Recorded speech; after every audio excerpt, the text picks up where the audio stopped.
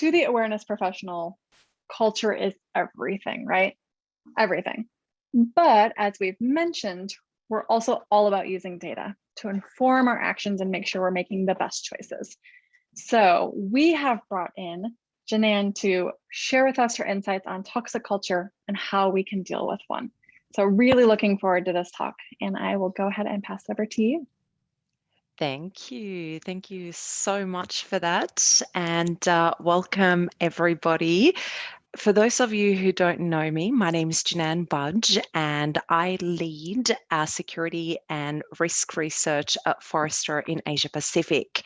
I also lead our people and culture research at Forrester globally. I'm one of those very lucky people who actually gets paid to research, speak to people, talk at conferences like this about all these topics: the CISO leadership, trends, strategy, awareness, behavior, and culture, and even zero trust. And one thing that I know, I've been in cybersecurity now for the last 20 or so years. And one thing I can tell you from my experience and from my research is that I've learned that the biggest obstacle to security efforts today is not actually the technology, but it is the image of security itself. I think that's something all of you here know. And that image is not helped by the topic of today, which is toxicity in cybersecurity, toxicity within teams, because that further erodes our image. It causes those security teams to lose steam on critical projects. And it's created this horrible situation where even where people want to enter this amazing profession, they don't want to stay. And suddenly the biggest enemy to security becomes the security team itself. So today, what I want to do is I want to talk about toxicity. And I want to raise the fact that fixing toxicity is not just a matter of social justice, but it can actually create the energy that our security functions, our security teams desperately need. So, if I may, I want to take you on the journey for what led me to this research. What kind of a person actually does research on a topic like toxicity in cybersecurity? So, I want to go all the way back with the research that my colleagues at Forrester did. Called Reversing Cybersecurity's Self-Inflicted Staffing Shortage. They called out that all of this talk about the cybersecurity skill shortage dominating the headlines is somewhat self-inflicted. We suggested that we could heal some of those wounds by perhaps changing our hiring practices, by focusing on people's intellect, their motivation, their culture fit, versus insisting on things like education, certifications, and 5 years worth of experience just for entry level positions. Subsequent to this research, one of my colleagues, Heidi Shea, wanted to write some research about retaining talent. So recruiting is one thing, of course, but it doesn't address the issue of the leaky pipeline that we have in our industry. We hire people into security, we get very excited, we say things like we want people from all sorts of different backgrounds, we want diversity of thoughts, and then these amazing people join the industry, but they leave. So I wanted to make sure that I hooked onto that research because I wanted to talk about not just the culture of security within organizations, but the culture of security teams. And I think as well as rewarding employees and as well as training them, I think what's really important is the environment that we create for them to compel them to stay. And from my experience in security, my 20 years of experience, I knew that we have a toxicity problem. So I started asking questions during the interviews of this research about toxicity, and really, you know, it wasn't really landing for me. I asked questions. I don't know that I was asking the right questions. I got perfunctory answers in response. So we noted it. We noted the topic of toxicity in the research, and we called out for the first time ever the impact of toxicity. A toxic team culture, an unhappy security team, in fact, is going to result in infighting, in unhappiness, in aggression. These are big things. At the very bare minimum, it's going to cultivate an unpleasant environment for everybody to want to come to work. But ultimately, and this is the bit that I want to share with all of you, I think it's really important. This toxicity has got the potential to ruin your security team's reputation internally as well as externally. So, all of this work that we're doing here in security awareness and training could go to waste. But it will also put the organization at risk because you and your team, at a very practical level, are going to be spending all of your precious time dealing with toxicity. So that formed the basis of the research. That was when I started really wanting to dive into this.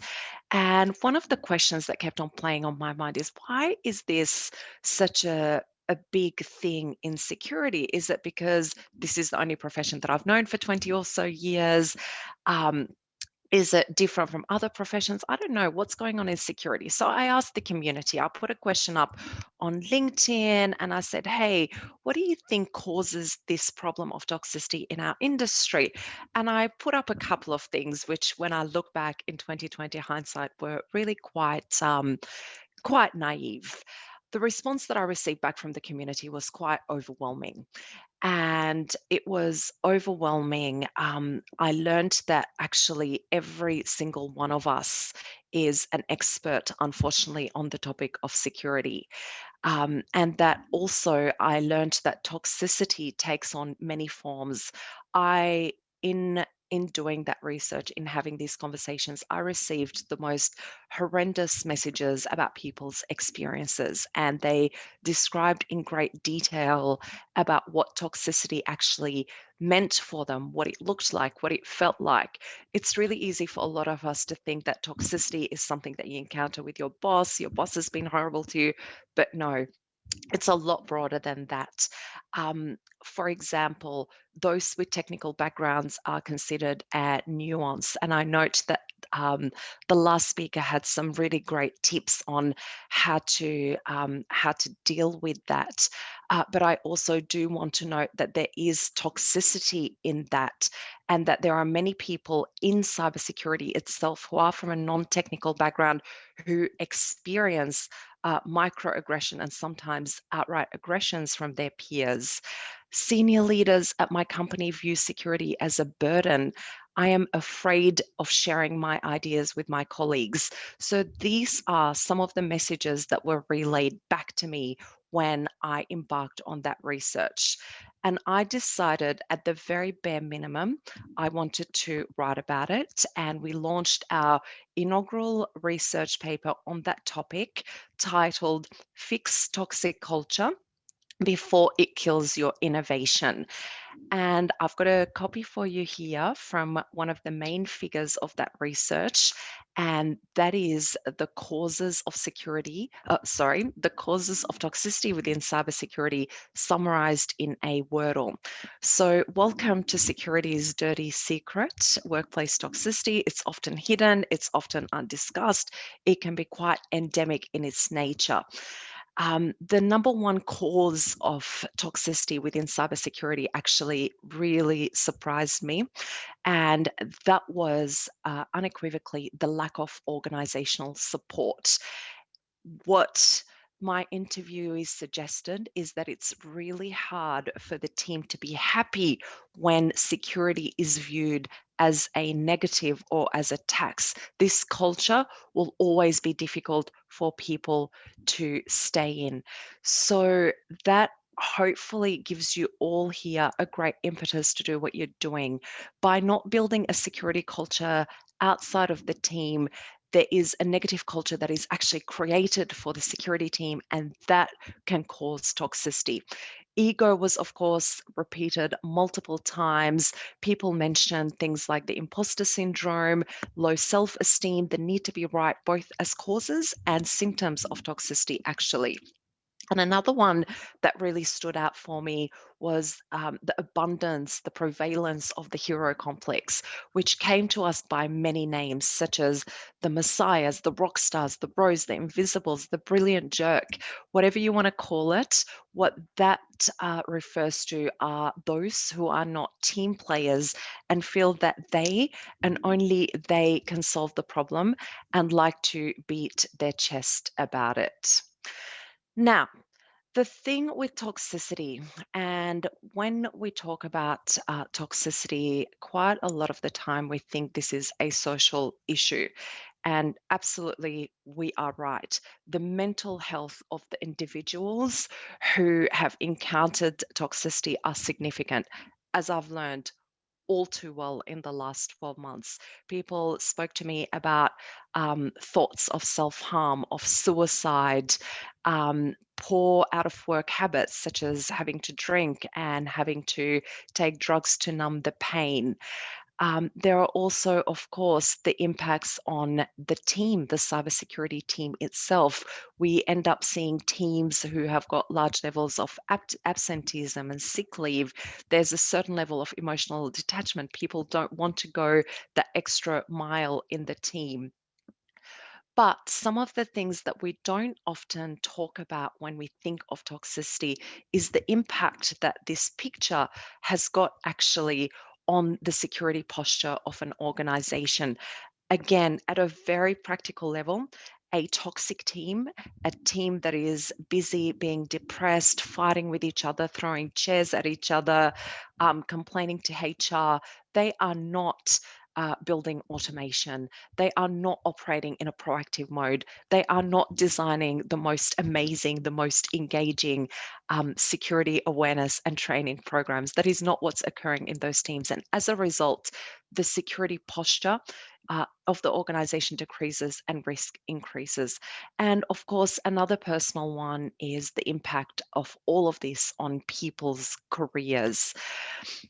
Now, one of um, one of the things that I did after that research, I had to decide where else did I want to go with all of this. It's obviously such a big issue for our industry, and I've been, I guess, working for the last 12 months to work out exactly how I'm going to direct my energies and resources into writing about it, speaking about it, combating it.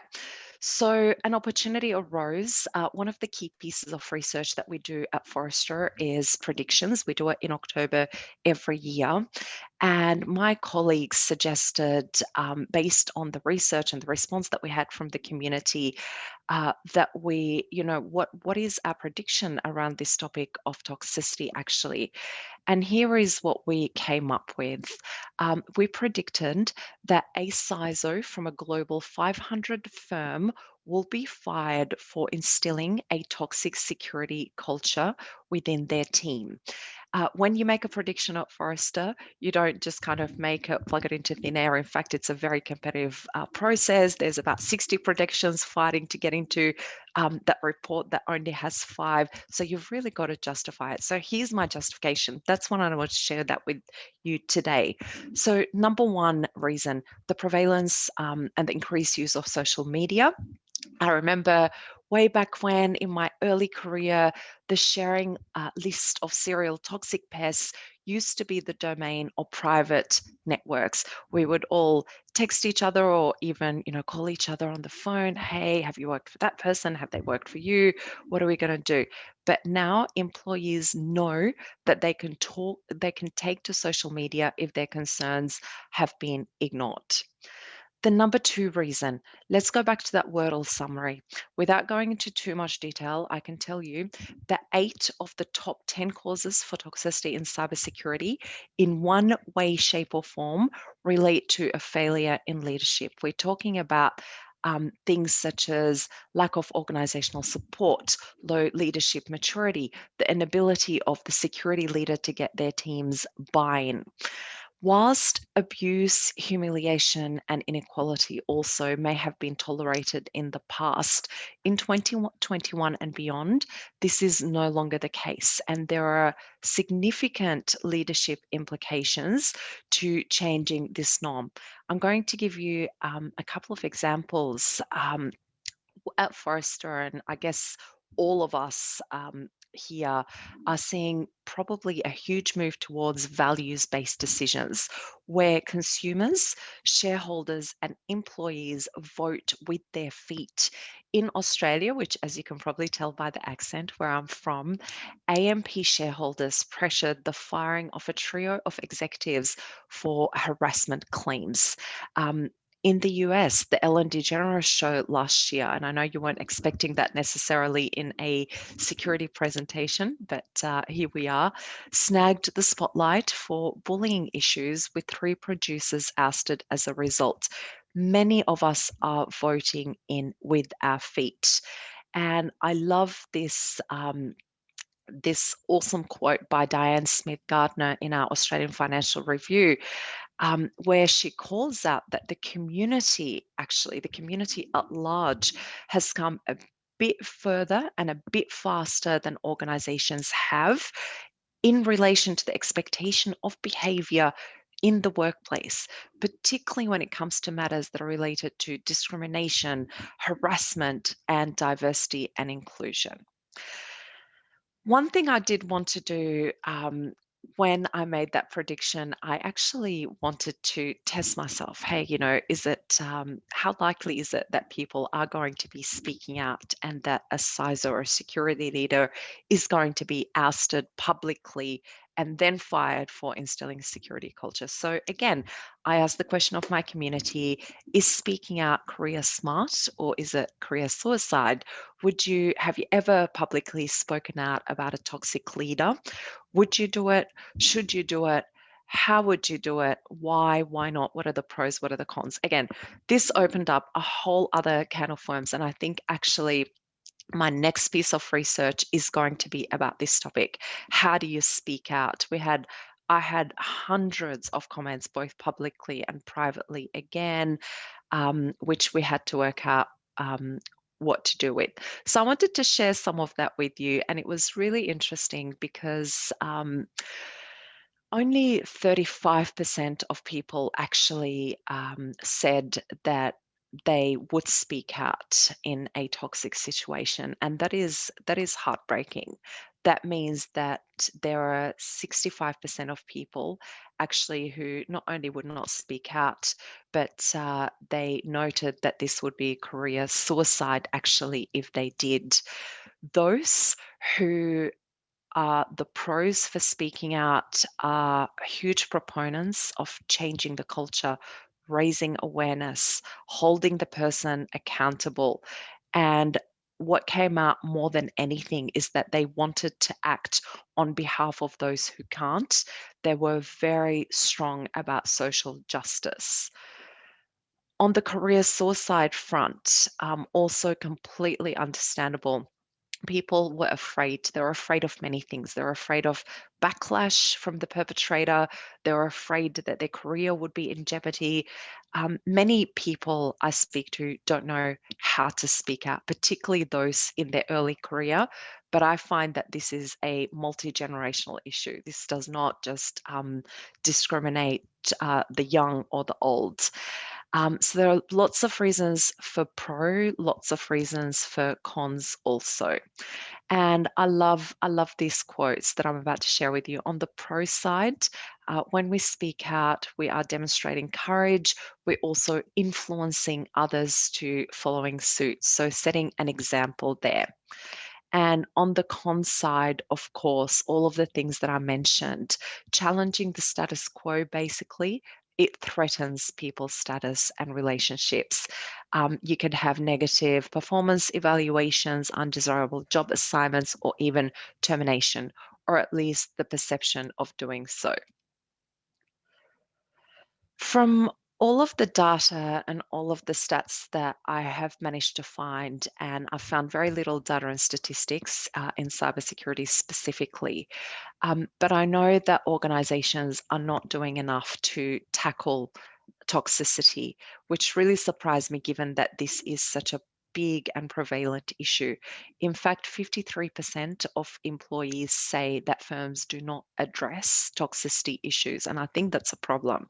Consequently, in terms of what we can do, organizations need to tackle this. They need to protect and value their employees, need to consider things such as code of ethics, leadership training, 360-degree feedback, training on bullying, sexual harassment, discrimination, and budgets for mental health. If you are not in a position to influence that, then may I suggest then what you are going for your next role, that you ensure that the organization that you're moving into has got some of these things at hand, because they're important on so many different levels, but for this topic especially. For those of you who are leaders in the room, and I think, look, this applies to all of us, but really very specifically to the leaders, I think number one, you need to acknowledge and deal with toxicity. I think one of the most important ways to solve a problem is to name it and is to acknowledge it. It's really easy for us to be good people, bury our heads in the sand and just, hope that it will go away. It doesn't. You need to correct these culture problems before they explode. You absolutely need to understand all perspectives. Why is that person? Is it their behavior that is toxic, or are they a toxic person? Is their behavior toxic because of some issues that they're encountering in the home, or is it something actually a little bit more malicious? Absolutely fix the hero complex. Hire based on culture, coach empathy, encourage positive behavior, and sometimes you've just got to make the tough calls. I wanted to share, as I'm wrapping up, I wanted to share with you this article by a SpaceX CEO who came out about her firm's no asshole policy. And she gave some really cool feedback about how do you create an environment where you avoid those kinds of individuals. And those suggestions, I think, apply to all of us in the workplace, in our daily lives. Listening harder, not talking louder. Embracing the ideas of co-workers, especially if they're different from yours. Be kind, and if you can't be bothered doing that, at the very bare minimum, be respectful and choose to challenge. So I want to go back to how I started this presentation, and I want to leave you with this. In cybersecurity, our jobs are fighting all adversaries. What I hope you've gotten out of today is that it's not always going to be the external adversaries, and that we absolutely need to fight for the culture that we want to be, and together we need to be part of making it that thing that we actually want it to be. But that fight cannot be with guns. It doesn't have to be with guns. It absolutely can't be with guns. Actually, what we have to keep in mind is to choose empathy and to choose to challenge in whatever way that we can, with all of us standing there together. Thank you for your time.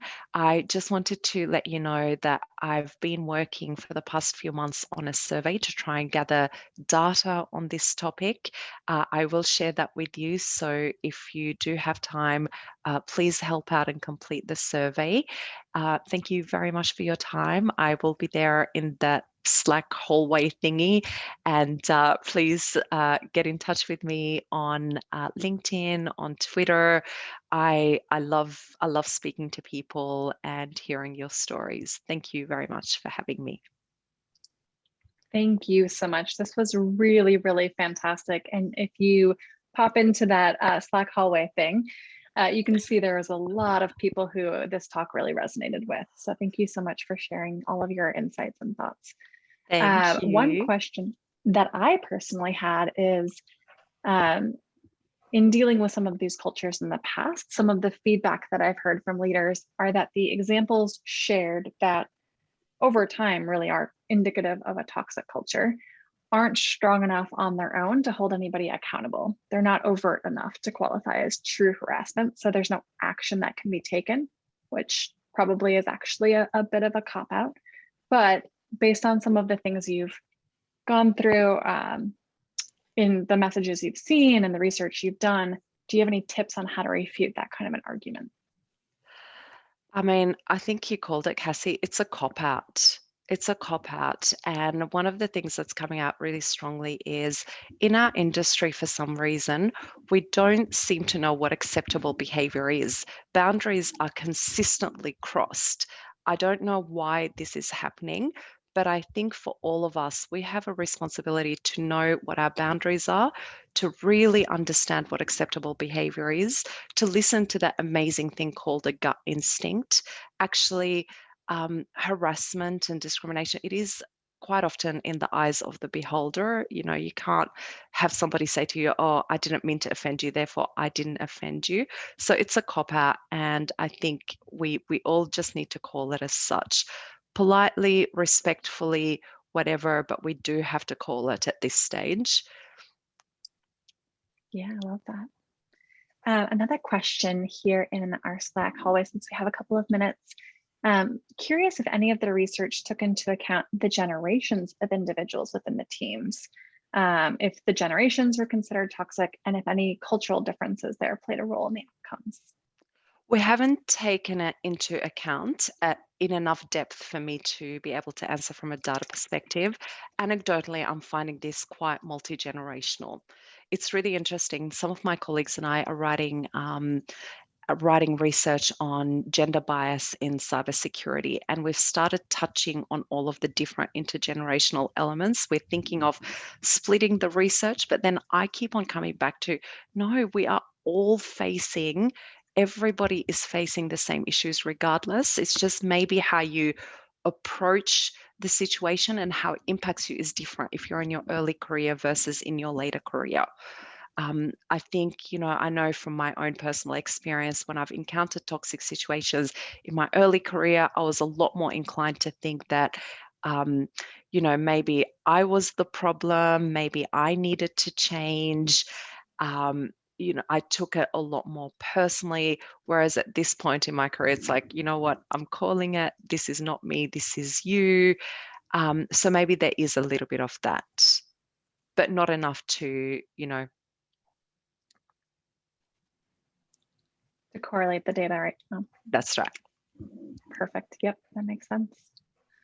I'm just looking through to see if there are any other specific questions. Like I said, you have a lot of really great commentary of people who are plus oneing everything that you're saying here. Awesome. Well, I can't wait to get in and chat to everybody on that Slack thing.